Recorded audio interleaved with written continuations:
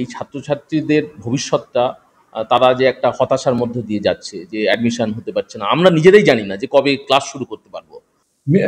Mediocre ছাত্র যারা পড়াশোনা ছেড়ে দেবে, অন্য স্টেটে চলে যাবে, এখানেই অন্য কাজে লেগে যাবে।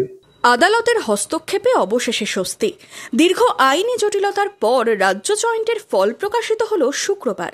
তবে এখনও সরকারি ডিগ্রি কলেজগুলিতে ভর্তির মেধা তালিকা প্রকাশিত হল না। উচ্চ মাধ্যমিকের 3.5 মাস পরেও রাজ্যের কোনো সরকারি কলেজে শুরু হল না ভর্তির প্রক্রিয়া। সমস্যায় লক্ষ লক্ষ পড়ুয়া। গত 18 জুন ভর্তির কেন্দ্রীয় পোর্টালের উদ্বোধন করেন শিক্ষামন্ত্রী ব্রাত্য বসু।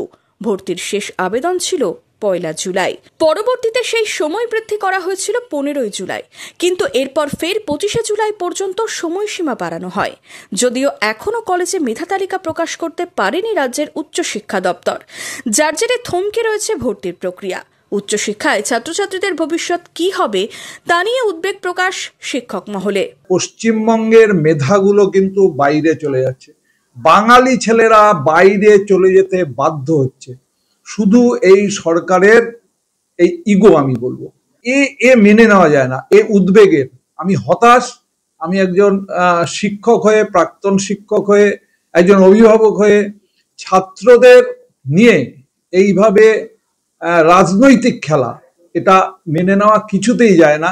3 মাস 4 মাস হয়ে গেল, ছাত্রছাত্রীদের মধ্যে একটা অলসতা তৈরি হয়েছে, বা এটা হতে পারে যে ছাত্রছাত্রীরা অন্য জায়গায় চলে যাচ্ছে। আমার কাছে যেটা আতঙ্কের বিষয়, যে এই সরকারি সিস্টেমের প্রতি আস্থাটা হয়তো হারিয়ে যেতে পারে, কিন্তু বেসরকারি যে ইনস্টিটিউটগুলোতে তাদের কিন্তু অ্যাডমিশন কিন্তু বহাল রয়েছে। ফলে আমার একটা প্রশ্ন আছে, এটা কি সত্যি সত্যি সচেতনভাবে এক ধরনের বেসরকারীকরণের দিকে আমরা এগোচ্ছি?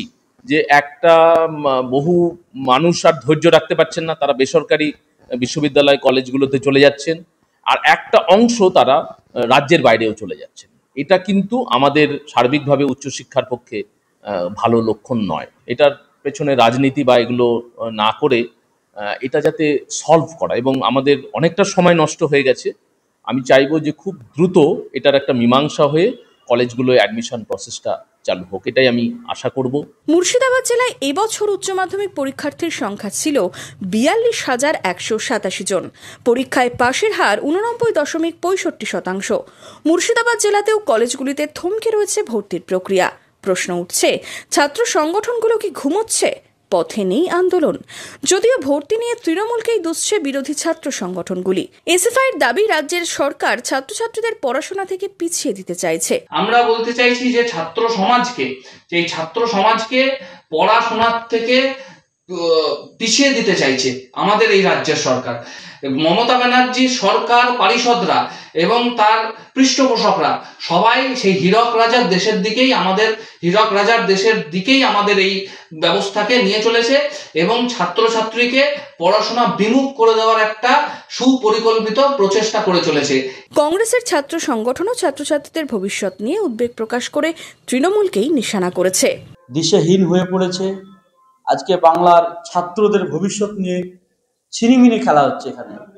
রাজ্যের মুখ্যমন্ত্রী মমতা বন্দ্যোপাধ্যায় এই বিষয়ে কোনো পদক্ষেপ উনি গ্রহণ করছেন না।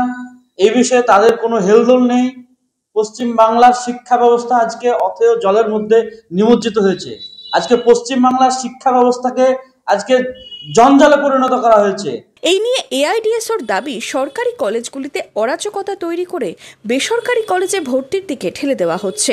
অর্থাৎ রাজ্য সরকার সরকারি কলেজগুলোর প্রতি এই যে অনিশ্চয়তা সৃষ্টি করে, অব্যবস্থা সৃষ্টি করে বেসরকারি শিক্ষা প্রতিষ্ঠানগুলোকে উৎসাহ সৃষ্টি করা, উচ্চশিক্ষার ক্ষেত্রেও ব্যাপকভাবে ছাত্রছাত্রীদেরকে কলেজে যাতে বেসরকারি কলেজে ভর্তি হয় তার দিকে ঠেলে নিয়ে যাচ্ছে।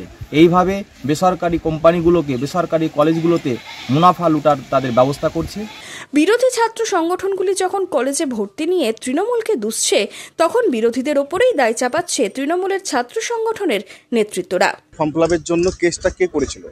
এসএফআই, এবিপি এবং ছাত্র পরিষদ নামে যাদের কোনো সংগঠন নাই কোথাও, তারা গিয়ে কেস করেছিল। কেসটা হাইকোর্টে এখনও হয়ে আছে। তার জন্য এখন পর্যন্ত ছেলেমেয়েরা কাউন্সিলিং হওয়ার কথা ছিল গত এই মাসের 7 তারিখে, সেটাও আটকে দেওয়া হয়েছে। কার নির্দেশে আটকে দেওয়া হয়েছে? আর বিরোধীরা চাইছে যে সরকারের জানে তানে প্রকারে কালিমালিপ্ত করা যাবে এবং ছাত্রদের ভবিষ্যৎটা নষ্ট করেছে এই বিরোধীরা। কেস কেন করা হয়েছে? একটা প্রসেসিং যেভাবে হয় সেন্ট্রালি পোর্টালে সরকার একটা সুবুদ্ধি নিয়ে ফর্ম ফিল আপের একটা প্রক্রিয়া শুরু করেছিল, গত বছরও করেছিল, এবছরও তাই। তাদের অত গায়ে কাটা কিসে আমি বুঝতে পারি না। একদিকে আইনি চট, অন্যদিকে ছাত্রছাত্রীদের ভবিষ্যৎ। শুক্রবার প্রকাশিত হলো রাজ্য জয়েন্টের ফলাফল। এখন দেখার কলেজের ভর্তির সমস্যা কবে সমাধান হয়। Bureau report, imagine community media.